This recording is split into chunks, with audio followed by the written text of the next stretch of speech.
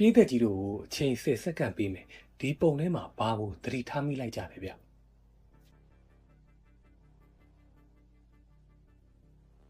အားလုံးကနေကမျက်မှန်ရှယ်အင်ဂျီနဲ့ကင်မရာကင်ထားတဲ့လူသတိထားမိလိုက်ကြတာမဟုတ်လားသူဘသူလဲဆိုတာမပြောပြခင်ဒီဓာတ်ပုံရဲ့ရာဇဝင်ကိုအရင်ရှင်းပြပါမယ်ဒီဓာတ်ပုံဟာကနေဒါနိုင်ငံ Suffolk Bridge လို့အမည်ရှိတဲ့တရားကိုပြန်လည်ဖွင့်လှစ်ခဲ့တဲ့အခမ်းအနားမှာရိုက်ကူးခဲ့တာဖြစ်ပြီးအချိန်က1940ခုနှစ်တုန်းကပါဒီလောက်ဆိုကျွန်တော်ဘာကိုစူလိုနေလဲဆိုတာသိကြလောက်ပါပြီဟုတ်ပါတယ်1940ဝန်းကျင်တုန်းက fashion နဲ့လုံးဝမကိုက်ညီတဲ့ T-shirt ဒီဇိုင်းကိုဝတ်အထာကျတဲ့နေကမျက်မှန်ကိုတက်လက်ထဲမှာလည်း digital camera တစ်လုံးနဲ့လူဆိုမှတော့အချိန်ကြီးသွားပဲဖြစ်မှာပါ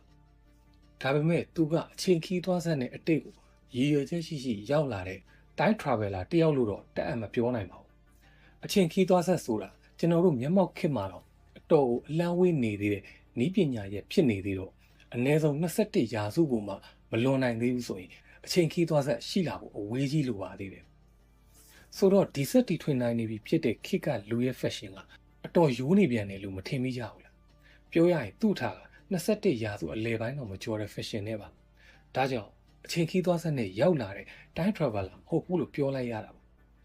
ဒီနေရာမှာ undercover လောက်ရုပ်ဖြတ်ပြီးရောက်လာတယ်ဆိုရင်လေ1940ခုနှစ်က fashion နဲ့ပဲရုပ်ဖြတ်မှာပါ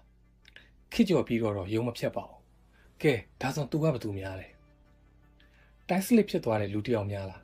ပြောရရင်မတော်တဆအချိန်လွဲချော်ပြီးအတိတ်ဒါမှမဟုတ်အနာဂတ်ကိုရောက်သွားတဲ့ဖြစ်စဉ်တဲ့လူတစ်ယောက်ပါဒီလိုမတော်တဆမှုမျိုးတွေရှိနိုင်လားမေးရင်ခိုင်လုံတဲ့ထောက်ထားတွေနဲ့အဖြစ်အပျက်တွေအများကြီးရှိခဲ့ဘူးပါတယ်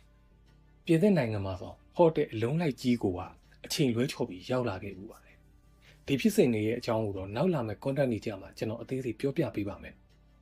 တစ်ခေါက်ကကျွန်တော်ပြောပြခဲ့ဘူးတဲ့ The Man from Taurus ထဲကလူလိုမျိုးအခြားပြိုင်ကဘာကနေရောက်လာတဲ့သူလည်းဖြစ်နေနိုင်ပါတယ်အားလုံးသိကြတဲ့အတိုင်းအပြိုင်ကဘာတွေဟာကျွန်တော်တို့ကဘာနဲ့တူညီတယ်ဆိုပေမဲ့အခြေအနေတွေကအလွန်ကွဲပြားပါတယ်ဒါကြောင့်ကျွန်တော်တို့ကဘာထက်ခိရှိပြေးနေတဲ့အပြိုင်ကဘာကမတော်တဆရောက်လာတဲ့သူတစ်ယောက်ပါဆိုရင်လည်းညင်းစရာဟာကွက်ရှိမနေပါဘူးရုပ်တိမတန်ဆုံး theory ကဒီလူဟာမွေးကလေးကအချိန်ကို control လုပ်နိုင်နေတဲ့စွမ်းအားရှင်တစ်ယောက်ဆိုတာပါပဲဘာကြောင့်ဒီလိုတွေးရပြန်တာလဲဆိုတော့သူ့ရဲ့ face expression ကိုကြည့်လိုက်ပါသူ့ရဲ့မျက်နှာအမူအရာကတည်ငြိမ်နေတယ်လို့မထင်ကြဘူးလားဒါကိုကြည့်ချင်းအပြင်သူကအချိန်ခီးသွားတာကိုတစ်ချိန်ထက်မကလုတ်ခဲ့ပူတယ်လို့ဆိုလို့ရပါတယ်ကဲအားလုံးရောဘယ်လိုယူဆလဲဗျဖြစ်နိုင်ကိုယ့်ရဲ့ထင်မြင်ချက်တွေကိုဝေငှားရင် follow မလုပ်ရသေးတဲ့သူတွေလည်း follow လုပ်ပေးကြပါအောင်နော်